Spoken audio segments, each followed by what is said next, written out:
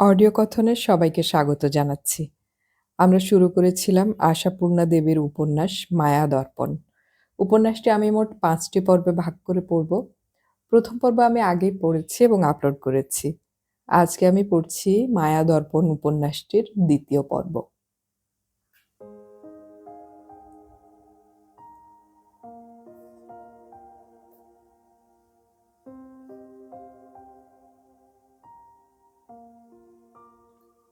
এতদিন পরে কি প্রহ্লাদ মেয়ে নিয়ে চলে যাবে কলকাতায়?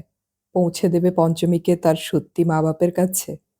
আর বলবে, আমায় এবার জেলে দিন, ফাঁসি দিন, যা ইচ্ছে করুন। তা দিতে পারে প্রহ্লাদ। সে বাড়ি প্রহ্লাদ চেনে। খুনের জায়গা দেখতে আসার মতো পরের সপ্তাহে আবার সেই পার্কের ধারে গিয়েছিল প্রহ্লাদ।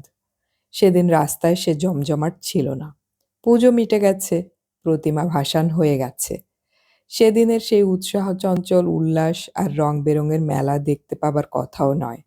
তবু প্রহ্লাদের মনে হয়েছিল সবটা যেন শ্মশানের মতো মৃত বিবর্ণ ভস্মস্তূপ। এই সময় অনেকগুলো দাসী চাকর কোণার সেই ছোট্ট পার্কটুকুতেই মুখোমুখি বসে আলাপ করছিল। প্রহ্লাদ একপাশে গিয়ে বসল। চাকর ভিন্ন আর কেউ কিছু ভাবলো না তাকে। ভাবল, কি জাঁদরেল চাকর রে বাবা। ওরা সেই গত সপ্তাহের কথাই বলাবলি করছিল। চাকর ছোড়াকে তো পুলিশ ধরে নিয়ে গেছে। কেঁদে কেঁদে ছোড়ার হাড্ডি সার হয়ে গেছে নাকি। ওর কি দোষ? ওইটুকু ছোড়াটা যে ষড়যন্ত্র করেছে, এ আমি বিশ্বাস করি না। প্রহ্লাদ একটু উসখুস করে প্রশ্ন করে ফেলে, ব্যাপার কি ভাই? কারোর ছেলে টেলে হারিয়েছে নাকি? একটা ঝি ঈষৎ দূরে সামনেই একটা প্রকাণ্ড গেটওয়ালা বাড়ি দেখিয়ে দিয়ে বলেছিল, ওই তো ও বাড়ির মেয়ে। এইখানে পার্কে বেড়াতে এনেছিল তাদের ছোড়া চাকর। পুজোর ভিড়ে মেয়ে তো হাওয়া। এখন ঠাকুমা বুড়ি মাথা খুঁড়ে রক্তগঙ্গা হচ্ছে। ওগো, আমি কেন সোনার বালা পরিয়ে দিয়েছিলাম। নিশ্চয়ই সোনার লোভে বাছাকে আমার মেরে কেটে ফেলেছে। ছেলে বউ নাকি কচি ছেলের গায়ে সোনা দিতে মানা করেছিল। উন্মাদ হয়ে গেছে দুই স্বামী স্ত্রী। প্রহ্লাদ সমবেদনা প্রকাশ করেছিল। ছোট বাচ্চার গায়ে সোনা দেওয়া যে কত গর্হিত, সে কথাও বলেছিল। এবং এ কথাও বলেছিল, ওরা বড়লোক, কত পয়সা খরচ করবেন, মেয়ে কি আর পাবেন না? মেরে কেটে ফেলে থাকে তো কি করে পাবে আর, বলেছিল ওরা। ফিরে এসে বহুবার কি মনে হয়নি প্রহ্লাদের ফেরত নিয়ে গিয়ে ওইখানে কোথাও বসিয়ে দিয়ে আসি? বহু বিনিদ্র রাত্রি কি সেই উন্মাদ হয়ে যাওয়া মা বাপের কথা ভেবে নিজেও উন্মাদতুল্য হয়ে ওঠেনি প্রহ্লাদ? তবু হয়ে ওঠেনি সেই মহৎ কাজটুকু করা। অনেক চিন্তা, অনেক ভয়। হয়তো ইতিমধ্যে কাগজে কাগজে মেয়েটার ছবি ছাপা হয়ে গেছে, হয়তো পুলিশে হুলিয়া বেরিয়েছে, হয়তো ও পাড়ায় সর্বত্র পুলিশ পাহারা বসেছে। সন্তানহারা মা বাপের প্রাণের ব্যথা ভাবতে গিয়ে কি নিজের প্রাণ হারাবে প্রহ্লাদ? তাছাড়া যখনই মেয়েটাকে কোলে করে ভেবেছে যাই চলে, তখনই যেন সে তার এক মুঠো ফুলের মতো কচি দেহটাকে নিয়ে ওই ভয়ঙ্কর লম্বা চওড়া দুর্দান্ত প্রকৃতির লোকটাকে মুঠোয় চেপে ধরেছে। প্রহ্লাদ তাকে বুকে চেপে ধরে মনে মনে বলেছে, অসম্ভব, অসম্ভব। জয়দুর্গা দেখতে পেয়ে বলেছে, মেয়েটাকে এমন পিষে মেরে আদর করো, কোন দিন না ছুড়ে প্রাণ পাখি খাঁচা ছাড়া হয়ে যায়। তবু যদি নিজের হতো। আলবৎ নিজের। প্রহ্লাদ ভয়ঙ্কর গলায় উত্তর দিয়েছে, ভগবান দিয়েছে আমায়। সেই ভগবানের দেওয়া জীবের সঙ্গে নির্জনে গল্প হতো প্রহ্লাদের। পঞ্চমী, আমি তোর কে হই? পঞ্চমী বলল, পিতে। তোকে কে দিয়েছে? ভগবান। বলা বাহুল্য এগুলি প্রহ্লাদেরই শেখানো বলি। এরকম অনেক কথা শেখাতো প্রহ্লাদ পঞ্চমীকে। তারপর তো পালা বদল হলো। ৩-৪ বছর হতেই এত কথা শিখল পঞ্চমী, প্রহ্লাদকেই শেখাতে পারত। সন্ধেবেলা গল গল করে অজস্র কথা কইত পঞ্চমী পিসের মাদুরে বসে। আর অদূরে বসে মিনিটে মিনিটে হাঁ হয়ে যেত বংশী ওর সাহস দেখে। যে পিসেকে দেখলেই তার বুক কাঁপে, পিসে ডাকলে নাড়ি ছিঁড়ে যায়, তার কাছে এত নির্ভয় হয় কি করে পঞ্চমী? সারা দিন পাড়া বেরিয়ে বেড়াতো পঞ্চমী, আর সেই সারাদিনের রিপোর্ট পেশ করত পিসের কাছে। তারপর পেশ করত পিসির দুর্ব্যবহারের রিপোর্ট।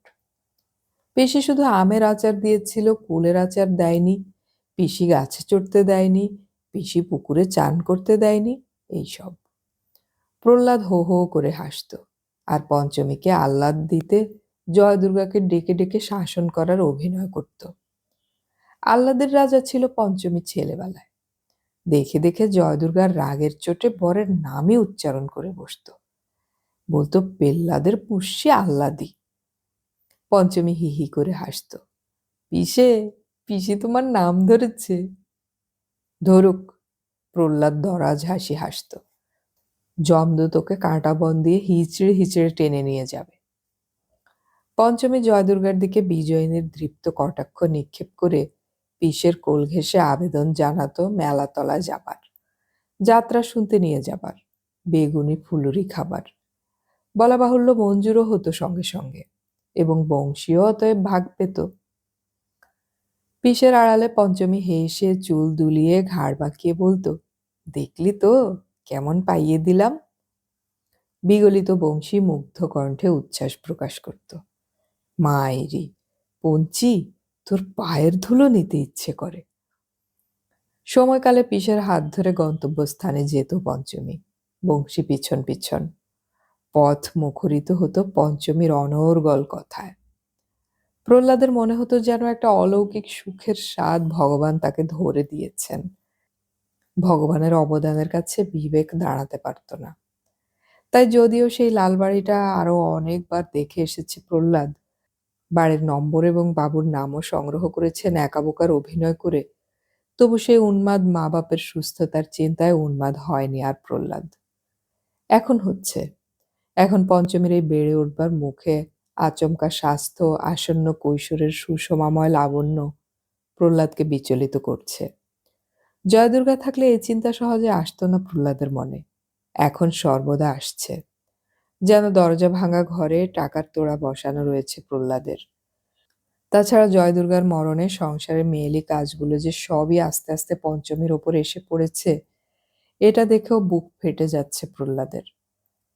কোন ঘরের মেয়েও কত না আরামে আয়াসে থাকতো। আমার ঘরে বাটনা বাড়ছে, বাসন মাজছে, খাড় কাচছে। এই চিন্তা ক্রমশই কাঁটার চাবুক মারছে। আর এই কাঁটার তলায় তলায় আরো তীক্ষ্ণ ধার মুখ নিয়ে উঁকি মারছে পঞ্চমীর বিয়ের চিন্তা। কোথায় বিয়ে দেবে ওর? কোন বংশ পরিচয়? জানাশোনা ঘরে কেউ নেবে না জানা কথা, অথচ অজানা ঘরে পরিচয় লুকিয়ে বিয়ে দিয়ে ফেলবার কথা ভাবতেও পারে না। বংশীর কথা জয়দুর্গা কোনোদিন উচ্চারণ করেনি, কিন্তু জয়দুর্গা বললেই কি ভাবতে পারত বংশীর সঙ্গে পঞ্চমী? ছি ছি। প্রহ্লাদের চিত্তজগতে দুজনের জায়গা আকাশ পাতাল তফাৎ। প্রহ্লাদ তাই রাত দিন ভাবে। তার উপর আবার হঠাৎ এক রোগের উৎপাত হয়েছে প্রহ্লাদের, হাঁপানি। কাজকর্ম বন্ধ হয়ে যাচ্ছে ক্রমশ। অবস্থা দুরবস্থায় ঠেকেছে। লক্ষ্মী ছিল, তোর পিসি লক্ষ্মী ছিল, বুঝলি রে পঞ্চমী? ডেকে ডেকে বলে প্রহ্লাদ। সে গেল আর সব গেল আমার। পঞ্চমী এখন আর পিসের সামনে বাকচাতুরি দেখায় না। ম্লান মুখে নীরবে তার বুকে হাত ডলে। প্রহ্লাদ আবার বলে, মনে হচ্ছে এবার যমরাজের নোটিশ এসেছে, তাই মনে বড় ভাবনা ঢুকেছে। পঞ্চমী এবার ঝংকার দিয়েছে। বিচ্ছিরি কথা বলো না বলছি পিসে। বিচ্ছিরি বললে কি আর হবে? মরতে তো একদিন হবেই। সে তো সকলকেই হবে। 12 বছরের পঞ্চমী গিন্নির মতো উত্তর দেয়। আমিও বাদ যাব না, তা বলে রাত দিন মরবো মরবো করতে হবে নাকি? আমি যে বুড়ো হয়েছি রে। প্রহ্লাদ একটু হাসে। পঞ্চমী রেগে উত্তর দেয়, তোমার 70 বুড়ো হোক, এখনো তুমি দু হাতে দুটো জোয়ানকে ধরে আছাড় মারতে পারো। প্রহ্লাদ নিঃশ্বাস ফেলে। পারতাম রে, আগে পারতাম। সেই মদ গর্বেই ধরাকে সরা দেখতাম, পাপ পুণ্যি মানতাম না। এখন আর পারি না। পঞ্চমী ওই অনুতপ্তে গভীর মুখটার দিকে তাকিয়ে আর যেন কথা খুঁজে পায় না, চুপ করে থাকে। কি অদ্ভুত রকম বদলে গেছে পিসের মুখটা। অহংকারেই ওর মুখে খাপ খেত। এটা বেমানান। ওই বেমানান মুখটাই মুখরা মেয়েটার ভাগ্যি কেড়ে নেয়। কেড়ে নেয় প্রহ্লাদের সামনে, তা বলে অন্য কোথাও নয়। বাইরে এখন দুর্দণ্ড প্রতাপে বাক্যবাণ বর্ষণ করতে ছাড়ে না। অনুর দিদিমা ডেকে ডেকে জিজ্ঞেস করেন, হলো পঞ্চমী, পিসে তোর বিয়ের কি করেছে? পঞ্চমী ঝংকার দিয়ে বলে, আপনার সে খোঁজে কাজ কি বলুন তো? পাত্র আছে হাতে? অনুর দিদিমা গালে হাত দেন, তারপর গাল দিতে দিতে প্রস্থান করেন। ঘোষালগিন্নি বরাবর এ বাড়ি থেকে দুর্ব তুলসী আর বেলপাতা সংগ্রহ করে থাকেন। প্রহ্লাদের কটু কথার ফলে কিছুদিন বন্ধ ছিল সংগ্রহ, আবার আসছেন আজকাল। এসে রান্নাঘরে উকি দেন এবং খি খি করে হেসে বলেন, বাহ, দুটিতে তো খাসা মিলমিশ। কেমন রান্না করছে দেখো দুজনে। তা বংশী বুঝি আর স্কুল মিস্কুলে যাস না? পাঠশালার কাল ত্যাগ হতে মাইল ৩-৪ দূরের একটা উচ্চ মাধ্যমিক স্কুলে বংশীকে ভর্তি করে দিয়েছিল প্রহ্লাদ জয়দুর্গা থাকতে। তার তাড়নায়। তবে সেই স্কুলে গেছে বংশী আঙুলে গোনা দিন। যেতে চায় না, বলে স্কুলটা অপয়া। ভর্তি হলাম, সঙ্গে সঙ্গে পিসি মল, পিসি রোগে পড়ল, যাব না, যা। তবে সে কথা বলে পঞ্চমীর কাছে, পাড়ার গিন্নির কাছে বলা যায় না। তাই ঘোষাল গিন্নির প্রশ্নে অপ্রতিভ হয়ে যেন নিজেকে নিয়ে বিলীন হয়ে যেতে চায় বংশী। পঞ্চমী বংশীর ওই কেঁচো কুণ্ডলী ভঙ্গির দিকে তাকিয়ে কোমরে আঁটা শাড়ির আঁচলটা আরো টান করতে করতে বেরিয়ে আসে। ভুরু কুচকে বলে, ঘোষাল ঠাকুমা তো খুব মহৎ। সকালবেলা গুরু গোবিন্দের চিন্তা ত্যাগ করে পরের ছেলের হিত চিন্তা করতে এসেছেন। ঘোষাল গিন্নি তেলে বেগুনে জ্বলে ওঠেন, যাচ্ছে তাই করেন। ফুল তুলনি না নিয়েই ঠক ঠক করে বেরিয়ে যান এবং পাড়ায় পাড়ায় ঘোষণা করে বেড়ান, পেল্লাদের পুষ্যি মেয়েটা অবিকল পেল্লাদের আস্পদ্দার মুখ পেয়েছে। বংশী ভয়ে ভয়ে বলে, ওদের তুই অত চটাস কেন পঞ্চমী? ভয় করে না? পঞ্চমী তাচ্ছিল্য ভোরে আঁচল দিয়ে হাওয়া খেতে খেতে বলে, ভয়টা কিসের? কারো আটচালায় বাস করি? তবু তবু টবু বুঝি না, ওসব ব্যাকা কথা আমার সয় না। এমন বাক্যি ঝাড়বো, ওরাই আমায় ভয় খেয়ে পথ পাবে না। কিন্তু নিজেই আবার বলে, তবে বলেছে বড়ই ভুল নয়। আখেরের কথা ভাবছিস না তুই? দিব্যি স্কুল কামাই করে ভাত রাঁধছিস, কাঠ কাটছিস, জল বইছিস, লেখাপড়া তো শিখেই উঠল। বংশী উচিত মতো উত্তরের অভাবে তাচ্ছিল্যের ভঙ্গি করে বলে, তোরও তো শিখেই উঠেছে, তুই বা আখেরের কথা কত ভাবছিস? হ্যাঁ, আমার আখের? পঞ্চমী উদাস হাসি হেসে বলে, যার গোড়া নেই তার আবার আগা। পিসের ভাত রাঁধবো আর থাকবো, ব্যাস। বংশীও ম্রিয়মাণ হয়, বলে, চিরকাল যেন পিসের ভাত রাঁধবি, শ্বশুর বাড়ি চলে যাবি? রাখ রাখ ওসব গল্প কথা। পঞ্চমী তাড়া দিয়ে ওঠে, জল আন দেখি। সকালবেলা বুড়ি এসে মেজাজ খারাপ করে দিয়ে গেল। ছোট থেকে এমনি পাকা কথা পঞ্চমীর। জয়দুর্গার আওতায় মানুষ হয়েছে, জয়দুর্গার মতোই কথায় ওস্তাদ হয়েছে পঞ্চমী। কথায় ওস্তাদ, কাজেও ওস্তাদ। ক্রমশ জোর করে সব কাজ নিজের ঘাড়ে নিয়ে জবরদস্তি করে স্কুলে পাঠাচ্ছে বংশীকে। বংশী আলস্যের বশে যেতে নারাজ হলে বিদ্রূপের হাসি হেসে বলে, তা সত্যি, লেখাপড়া শিখে কি হবে? পিসের এক গোয়াল গরু আছে, তাদের ল্যাজ মলবি, আর পিসের দয়ার দান দুবেলা দুকাশি ভাত মারবি, ব্যাস। আর কি চাই? বংশী কিন্তু এহেন কটু কথাতেও বিচলিত হয় না, হাঁ করে তাকিয়ে থাকে ওই বিদ্রূপ হাসির রঙে রাঙানো মুখটার দিকে। 12 বছরের পঞ্চমীর দিকে 15 বছরের বংশীর এই তাকানোটা কি স্বস্তির?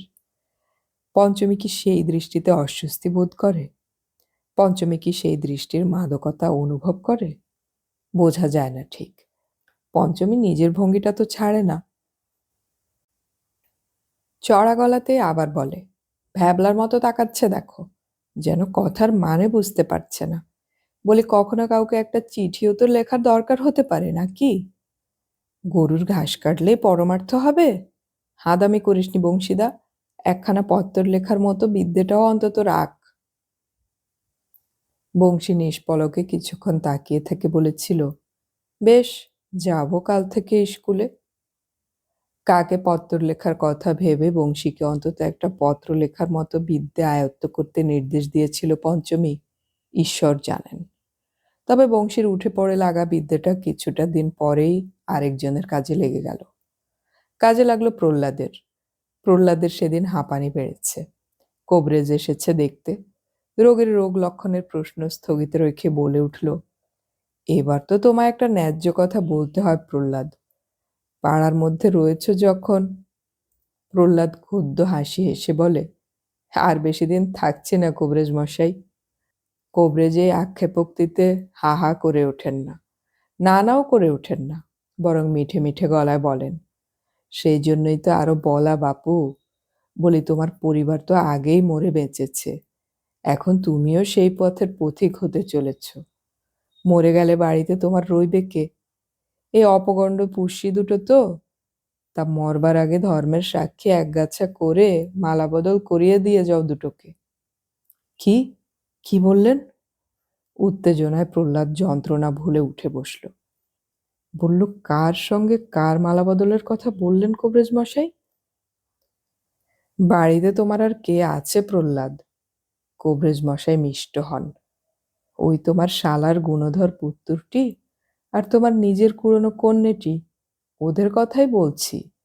তুমি নিজে বেঁচে থাকতে কাজটা মিটিয়ে দিয়ে গেলে। প্রহ্লাদ আবার শুয়ে পড়ে। প্রহ্লাদ হয়তো নিজের সেই দিনটাকেই মনে করে, যেদিনে প্রহ্লাদ কারো মুখে কোনো বিরুদ্ধ কথা শুনলে তার গালের মাংস চণ্ডীতলায় পাঠাতে চাইত। কিন্তু এখন সেদিন আর নেই। তাই প্রহ্লাদ ফের শুয়ে পড়ে হাঁপাতে হাঁপাতে বলে, বংশীর সঙ্গে পঞ্চমীর বিয়ে? এমন অসম্ভব কথা বলছেন কেন কবরেজ মশাই? কবরেজ মশাই পাড়ার প্রতিনিধি হয়েই এসেছেন আজ, তাই এইটুকুতে দমেন না, বরং কণ্ঠে আরো মধু ঢেলে বলেন, অসম্ভব বলে ওড়ালে তো চলবে না প্রহ্লাদ। তুমি স্নেহে অন্ধ হতে পারো, দুনিয়াটা তো অন্ধ নয়। এমনিতে তো ওরা প্রায় স্বামী স্ত্রীর মতোই বাস করছে। এরপর তুমি মরলে। কবরেজ মশাই! মরণাপন্ন রোগী সহসা ভীম বিক্রমে উঠে দাঁড়ায়। কবরেজের কাঁধটা ধরে ঝাঁকুনি দিয়ে বলে ওঠে, বয়োজ্যেষ্ঠ বামুন বলে আজ রেয়াত পেয়ে গেলে তুমি, নইলে এই মরা হাড়েও তোমায় ধরে তুলে ওই ঘোষেদের পুকুরে ছুঁড়ে ফেলে দিতে পারতাম। যাও, তোমার ওষুধ নিয়ে বিদায় হও। কবরেজ উঠে দাঁড়ায়। চিরায়ত ভঙ্গিতে পইতে ধরে রক্তচক্ষে কাঁপতে কাঁপতে বলে, জমে ধরেছে, তবু তেজ গেল না তোর। বলি, তেজ কি তুই সঙ্গে নিয়ে যাবি? সঙ্গে যাবে ধর্ম, বুঝলি? ধর্মের মুখ চেয়ে বল, রাত দিন ওই ছোড়াছুড়ি দুটোর হাসি মশকরা ঝগড়া কুন্দলের লীলা খেলা চোখে পড়ে না তোর?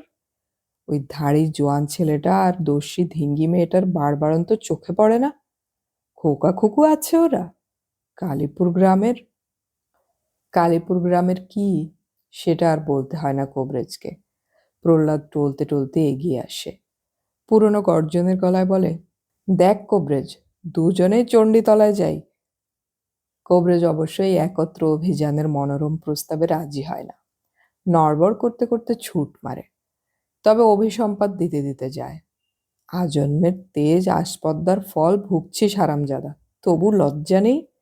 এই আমি শাপ দিচ্ছি, 3 দিনের মধ্যে মুখে রক্ত উঠে মরবি, মরবি মরবি মরবি।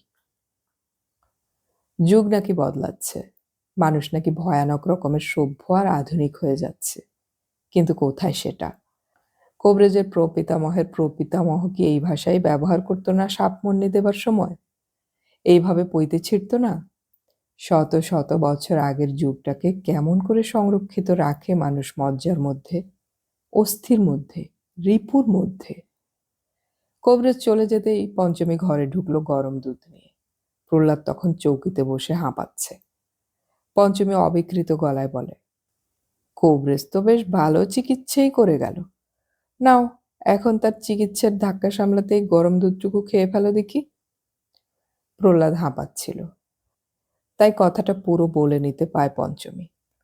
হাঁপানি থামিয়ে প্রহ্লাদ বলে, তুই ছিলি ওখানে? হুম, রুগীতে আর কবরেজেতে যা হরি সংকীর্তন জুড়ে দিয়েছিলে, ছুটে না এলে। তাহলে শুনেছিস সব? পঞ্চমী দুধের বাটিটায় ফু দিতে দিতে বলে, ভগবান যখন কালা করে পাঠায়নি শুনতে হয়েছে বই কি। প্রহ্লাদ আবেগের গলায় বলে, তবে বল মা, ওই ছোট লোকি কথায় রাগ না করে থাকতে পারে মানুষ? ছোট লোক তো ছোট লোকই করবেই পিসে, তার জন্য নিজের শরীর খারাপ করাটা ঠিক হয়নি তোমার। নাও দুধটুকু খেয়ে নাও। দুধ রাখ, প্রহ্লাদ আরো গম্ভীর গলায় বলে, তোর হাতের যত্ন আর ভাগ্যে সইবে না আমার, চোখে দেখতে পাচ্ছি। যাক, বংশীটা কি করছে দেখ তো, ডেকে দে একবার। বংশীদাকে ডেকে দেব? পঞ্চমী অবাক হয়। প্রহ্লাদ স্বেচ্ছায় বংশীকে ডাকছে ভদ্র শান্তভাবে, এমন তো দেখা যায় না। প্রহ্লাদের বংশী সম্পর্কে ব্যবস্থা এই, প্রায়শই নিজে হাঁক পাড়ে, বংশে, এই শালার ছেলে লবাবের জামাই, শোন দেখি। তারপর বংশী চোরের মতো এসে দাঁড়ায়। প্রহ্লাদ উচ্চস্বরে প্রশ্ন করে, বলি, গরুগুলোর ভুসি ফুরিয়েছে কিনা দেখেছিলি? উঠোনের বেড়াটার গঙ্গা প্রাপ্তি ঘটেছে লক্ষ্য করেছিলি? কলার কাঁদিটা যে পেকে টুসটুস করছে, খেয়ালে এনেছিলি? এমনি সব কারণেই বংশীর ডাক পড়ে।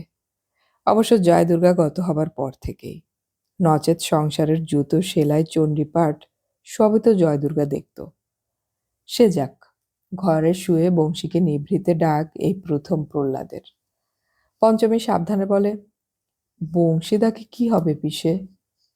প্রহ্লাদ একবার তীক্ষ্ণ দৃষ্টিতে চেয়ে দেখে বলে, আছে দরকার, ভয় নেই, মারব না, ডেকে দিয়ে তুই তোর কাজ করবে যা। অর্থাৎ আমার এবং আমার শালার ছেলের মধ্যেকার গুপ্ত পরামর্শ কক্ষে তোমার প্রবেশ নিষেধ হে পঞ্চমী। কেন কে জানে পঞ্চমীর চোখে হঠাৎ এক ঝলক জল এসে যায়। দ্রুত গিয়ে বলে, বংশী, ও ঘরে যা, পিসি ডাকছে। একটু পরে বংশী এ ঘরে ফিরে এসে তার বই খাতা নাড়তে থাকে। পঞ্চমী বলে, কি হলো? কাগজ কলম চাইছে পিসে। পিসে কাগজ কলম চাইছে? বংশী শুকনো গলায় বলে, লিখে দেবো আমি ওর কলমে। ব্যাপারটা কি বলতো বংশী? পঞ্চমীর মনের মধ্যে চিন্তার ঝড় ওঠে। এই কাগজ কলম যেন পঞ্চমীরই কোনো আশু বিপদের সংকেত। বংশী কি তার ভাঙা কলমের ভোঁতা আগা দিয়ে পঞ্চমীর ভবিষ্যৎ ভাগ্যলিপি রচনা করতে গেল? পঞ্চমী দেখল ঘরের দরজাটা আস্তে ভেজিয়ে দিল বংশী। পঞ্চমী দরজার বাইরে উৎকর্ণ হয়ে দাঁড়িয়ে থাকে।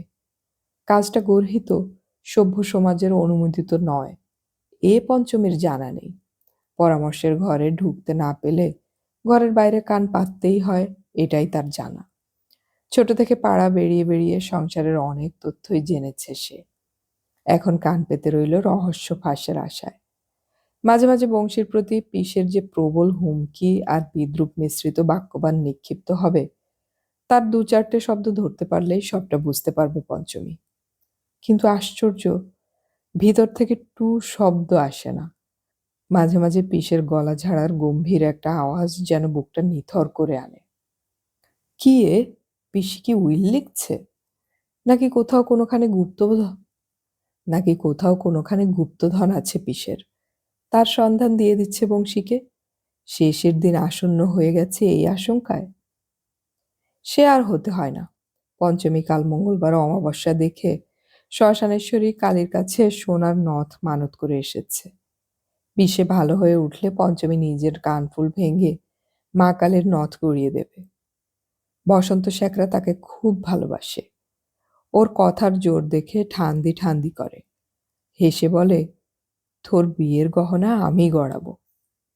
পঞ্চমী ভেবে রেখেছি পিসে ভালো হয়ে গেলে বসন্তকে বলবে, আমার বিয়ের গহনা গড়তে হবে না, মা কালীর নথ গড়িয়ে দাও দেখি। পিসে সেরে উঠবেই।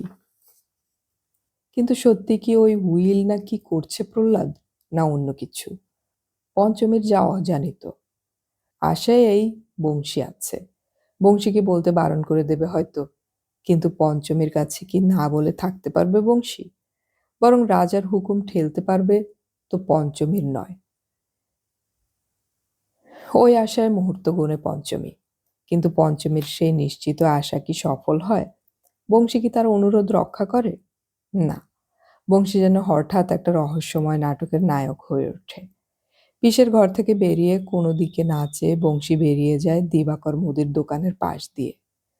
আর কে জানে পঞ্চমীর মনের ভ্রম না সত্যি, বারবার যেন কোঁচার খুঁটটা তুলে মুখ মুছতে মুছতে যায় বংশী। কি ও, ঘাম না চোখের জল? চোখের জলই বা ভাবছে কেন পঞ্চমী? পিসে তো আর এক ফোঁটাও ধমক দেয়নি। সন্ধ্যার পরে ভাত বাড়তে বাড়তে বলে পঞ্চমী, তুই যদি আমার কাছে কথা গোপন করবি বংশী, আমার কাছে রহস্য হবি, ঠিক রাতারাতি যেদিক দুচক্ষু চলে যায় চলে যাব। কেন, আমার সঙ্গে এমন করছিস কেন? কি করেছি আমি তোদের? হঠাৎ কেঁদে ফেলল পঞ্চমী। সে বিকেল থেকে সাধ্য সাধনা করছে সে। বংশী কিছুতেই কথা ভাঙছে না, কেবল বলছে, সে কথা জিজ্ঞেস করিসনি আমায়। অথচ কাঁদো কাঁদো হচ্ছে, তবু শক্ত আছে। পঞ্চমীর কান্নায় বোধ করি শক্তিটা চূর্ণ হলো। ঝপঝপ করে বলে ফেলল বংশী আদ্যপান্ত কাহিনী। পিসে তাকে দিয়ে কলকাতায় চিঠি লিখিয়েছে। সেই চিঠি সঙ্গে সঙ্গে ডাকঘরে দিয়ে আসতে হয়েছে বংশীকে। কি আছে সে চিঠিতে? বংশীর মৃত্যুবান। পঞ্চমীর বাপকে প্রহ্লাদের কলমে লিখতে হয়েছে বংশীকে। 10-11 বৎসর পূর্বে পূজার পঞ্চমীর দিন আপনার যে শিশুকন্যাটি হারাইয়াছিল, সেটি আমার ঘরে মানুষ হইতেছে। যদি ওই কন্যাকে পুনরায় গ্রহণ করিবার ইচ্ছে থাকে আপনাদের, অনুগ্রহপূর্বক নিচের ঠিকানায় আসিয়া অনুসন্ধান করুন। 7 দিনের মধ্যে কোনো সংবাদ না পাইলে বুঝিব এই কন্যাকে গ্রহণ করিতে আপনারা ইচ্ছুক নহেন। কন্যা দারিদ্রের ঘরে হইলেও হিন্দু গৃহস্থের ঘরে পালিত হইতেছে। লাইনগুলো মুখস্থ হয়ে গিয়েছিল বংশীর। বহু কাটাকুটি, বহু সংশোধনান্তে চিঠিটা খাড়া করতে হয়েছে।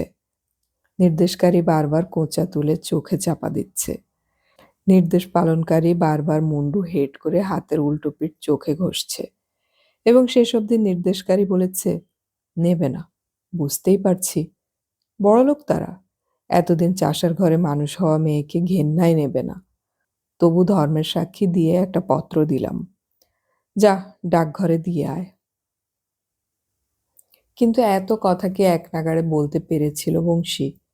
প্রথম কথাতে কি পঞ্চমীর 2 ভুরু কোঁচকে ওঠেনি?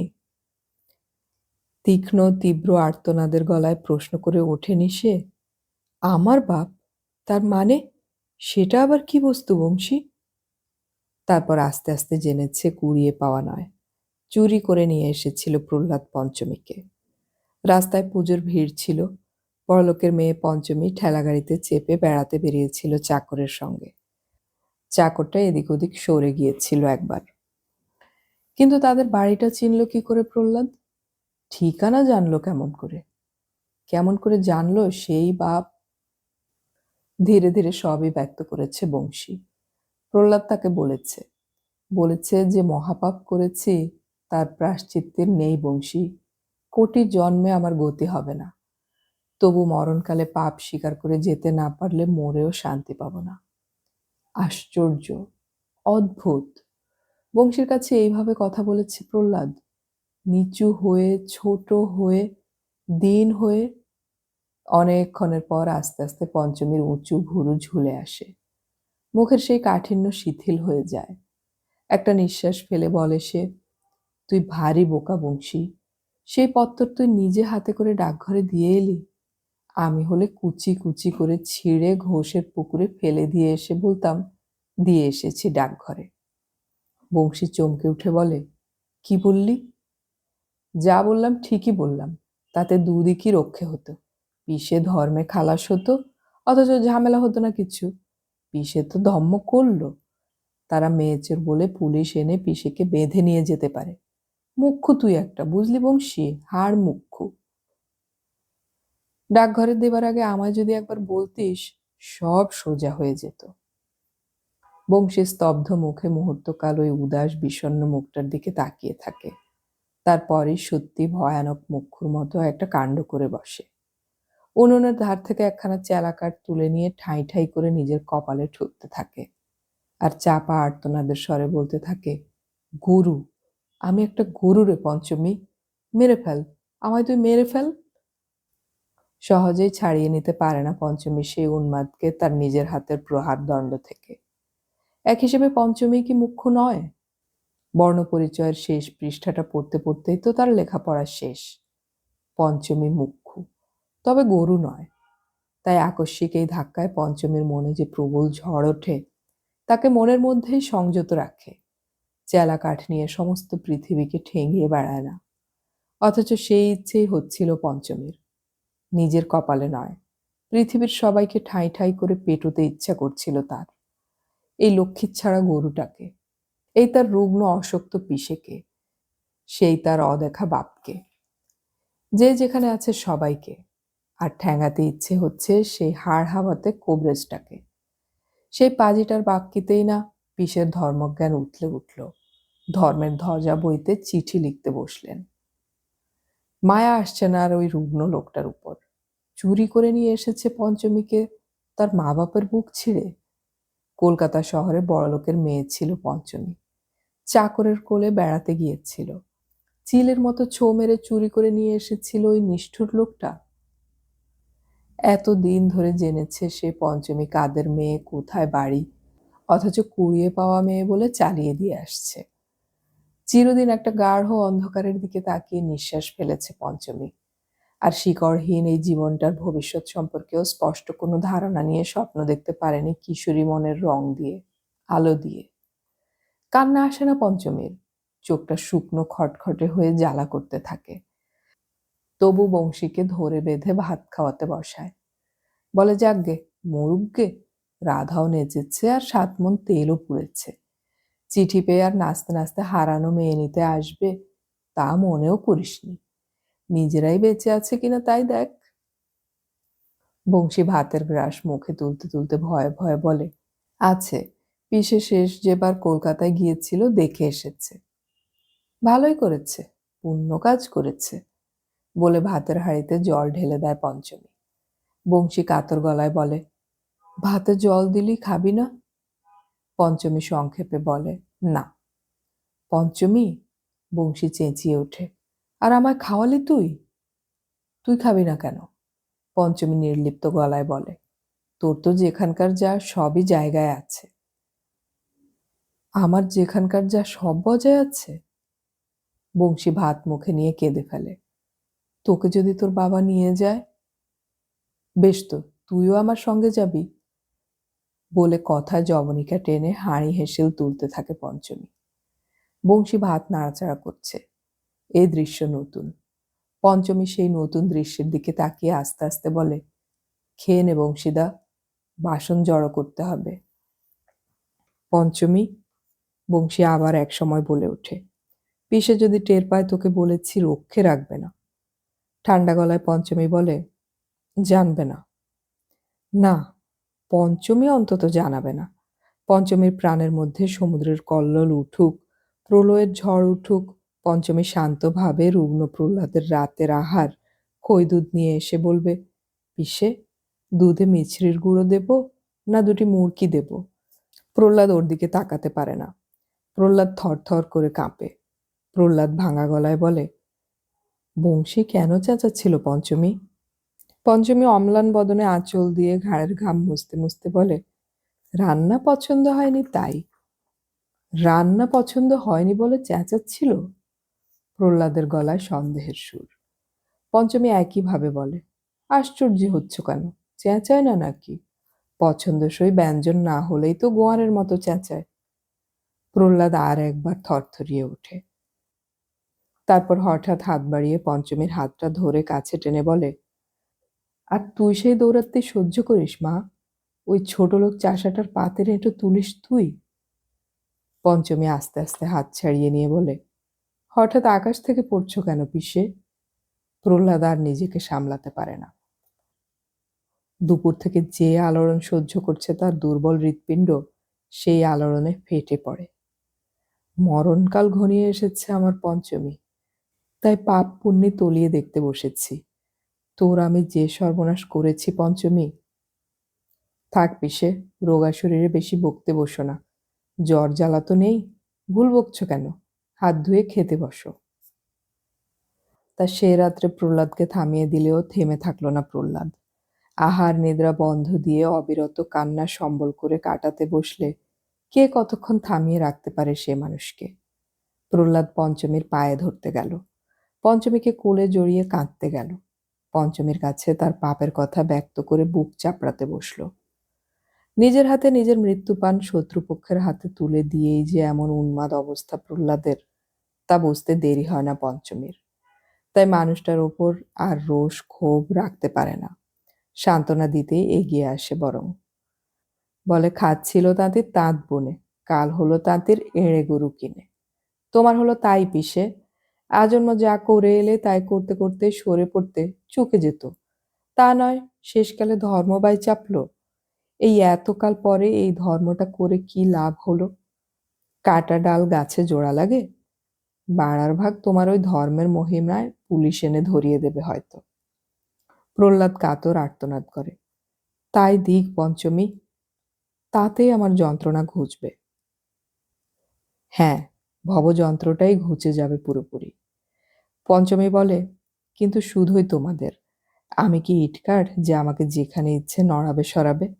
যখন অজ্ঞান ছিলাম যা ইচ্ছে করেছ, এখনো আমায় নিয়ে যা খুশি করবে। আমি যদি বলি যাদের চিনি না জানি না তাদের কাছে যাব না?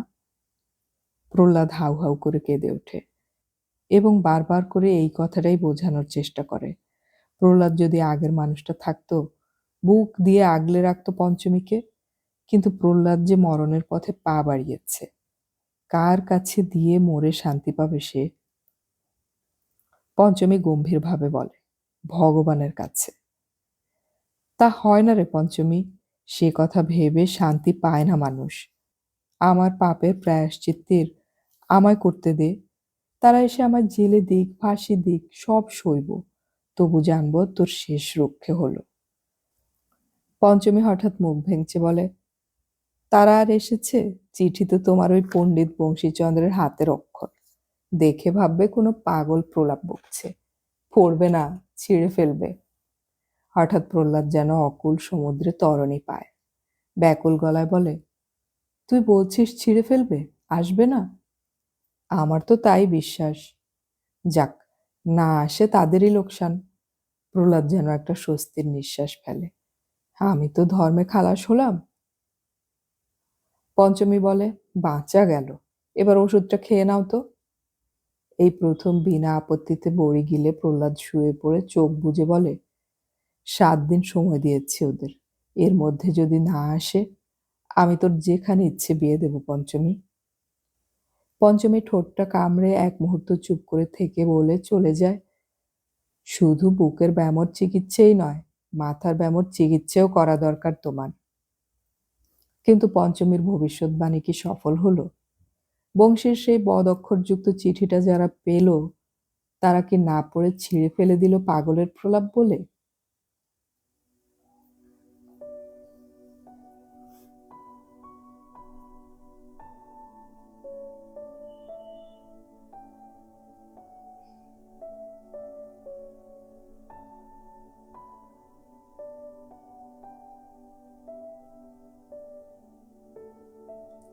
এতক্ষণ আমি পড়ে শোনালাম আশাপূর্ণা দেবীর উপন্যাস মায়াদর্পণ এর 2য় পর্ব। উপন্যাসটির বাকি পর্বগুলো খুব শীঘ্রই আপলোড করার চেষ্টা করব, শোনার আমন্ত্রণ রইল। অডিও কথনে আমাদের গল্প পাঠ আপনাদের কেমন লাগছে তা কমেন্টে অবশ্যই জানাবেন। আমাদের গল্প পাঠ ভালো লাগলে চ্যানেলটি সাবস্ক্রাইব করে রাখুন এবং বন্ধুদেরকে শেয়ার করুন। গল্প পড়ি, গল্প শুনি, বাংলা গল্প ছড়িয়ে পড়ুক সবখানে।